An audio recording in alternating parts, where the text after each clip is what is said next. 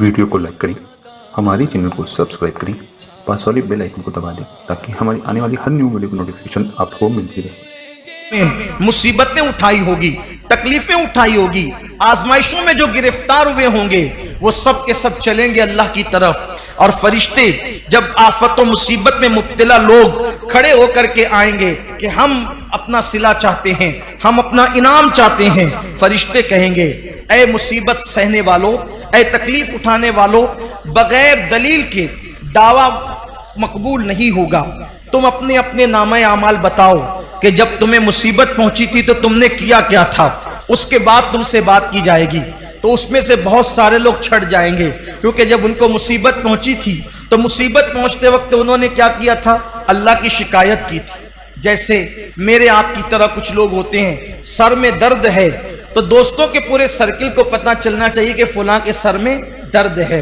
किसी को पैर में कांटा चुभा तो पूरे मोहल्ले को तो पता ही चलना चाहिए कि फलां जनाब को कांटा चुभ गया है। इसी तरीके से बुखार हो गया तो मैं समझता हूं कि पूरे ऑफिस और जहां जहां काम करते हैं सबको पता होना चाहिए कि बुखार हो गया। याद रखिए, जो वो बीमारी या तो तबीब को बताओ या तो हबीब को बताओ। तबीब इसको इसलिए बताओ, तबीब को इसलिए बताओ कि वो इलाज करे, और हबीब को इसलिए बताओ कि वो जख्म पे मरहम रखे, वो पेशानी पर हाथ रखकर दुआ करे। तबीब और हबीब को बताने के अलावा फिर किसी तीसरे को बीमारी बताना, यह मैं गैरत इश्क के खिलाफ समझता हूं। मुंह में छाले आ जाए तो पूरी दुनिया को पता चले मुंह में छाले आ जाए, सर में दर्द हो तो पूरी दुनिया को पता चले। यह शिकायत है अल्लाह की। हमारे बड़े बड़े बुजुर्ग बरसा बरस बीमारियों में मुब्तला रहे, बीवी को भी नहीं पता चला कि मैं बीमारी में, शौहर को नहीं पता चला कि मैं बीमारी में।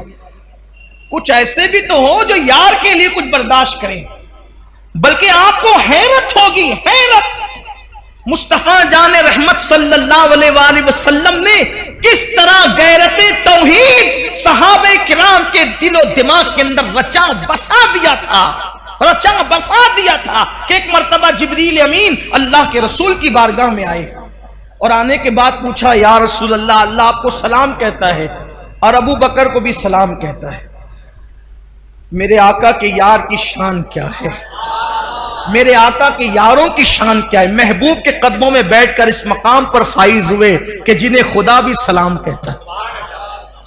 अल्लाह आपको और अबू बकर को सलाम कहता है और अल्लाह पूछ रहा है, आका या रसूल अल्लाह, अल्लाह पूछता है आपसे कि आप अबू बकर से पूछिए कि अब तो उनकी तबीयत ठीक है ना। अल्लाह आपसे पूछते हैं कि आप पूछे कि अब तो उनकी तबीयत ठीक है ना। सिद्दीक अकबर से हुजूर ने पूछा, अबू बकर अल्लाह पूछ रहा है अब तो आप ठीक हैं। अल्हम्दुलिल्लाह हुजूर मैं ठीक हूं।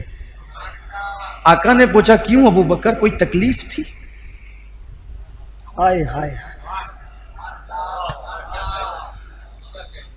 गैरत इश्क का अंदाज देखें, गैरत इश्क का अंदाज देखें। अल्लाह के रसूल पूछते हैं, अबू बकर क्यों, कोई तकलीफ थी? हाँ का कुछ थी, बताया नहीं। हुजूर आप ही के दर्स ने मजबूर कर दिया था कि यार की शिकायत किससे कैसे करें, यार की शिकायत कैसे करूं, यह आपका दर्स था, इसलिए मैं आपको भी बता न सका।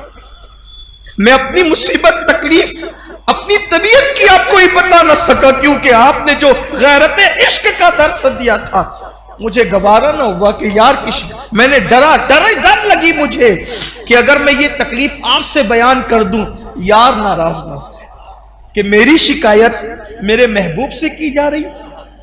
ये है अल्लाह वालों का अंदाज। और जब मुसीबत सहने वाले जो जिन पे मुसीबत आई होगी वो अज्र लेने के लिए क़यामत के दिन खड़े होंगे। मुसीबत आई होगी, क्या अल्लाह के फरिश्ते कहेंगे, आमाल नामा बताओ, पहले दलील पेश करो कि तुमने क्या किया था। वो आमाल नामा खोले जाएंगे। जब आमाल नामे खुलेंगे तो कहेंगे, इसमें तो तुमने गुस्सा किया अल्लाह पे। कुछ लोग कहते हैं ना, अल्लाह को मेरा ही घर मिलता है बीमारी के लिए माज़अल्लाह, मारने के लिए मेरा ही बेटा मिला था, मेरी बीवी मिली थी। अरे तेरी क्या बीवी और तेरा क्या बेटा? वल्लाह अगर खुदा उसको पैदा न करता तो वो तेरी बीवी कब होती? अल्लाह न देता तो वो तेरा बेटा कब होता? अल्लाह न देता तो वो तेरा माल कब होता? और तू कौन है? कुरान कहता है कि तू भी अल्लाह की मिल्कियत है, तू भी अल्लाह का माल है, अपनी क्या औकात है? तो अज्र ज़ाय न करो वाहवेला करके, मुसीबतों पर जो अज्र मिलने वाला है अल्लाह ताला की शिकायत करके ज़ाय ना करो। सिद्दीक अकबर जैसा ज़र्फ तो नहीं हो सकता, लेकिन कुछ तो सीखो। एक वाकया मैंने शायद तफसीर कुरान में इस साल बयान किया कि एक बुजुर्ग थे, उन्होंने उनकी बीवी से कहा कि मैं तुम्हें तलाक दे देना चाहता। बीवी ने कहा कि क्यों? कहा कि इसलिए कि जब से शादी भी तुम बीमार नहीं पड़ती हो, और यहां तलाक इसलिए दी जाती है कि जब से शादी भी सबसे बीमारी पड़ी रहती है। यह भी है नौबत है। और जो किसी की बीमारी पर उसको दुख दे तो वो भी बीमार होगा, और ऐसा बीमार होगा कि कोई इलाज ना कर सके। बीवी बीमार पड़ गई तो किस्मत है। लोग कहते हैं धोखा दिया, हमें बताया नहीं था पहले से।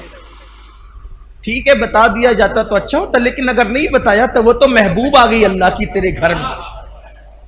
जिनको बीमारियां दी जाती वो महबूब होते, जिनको मुसीबत दी जाती है वो महबूब होते, जिन्हें तकलीफ दी जाती है महबूब होते। बुजुर्गों ने कहा अगर फिरौन को कभी सरदर्द होता तो कभी खुदा होने का दावा न करता।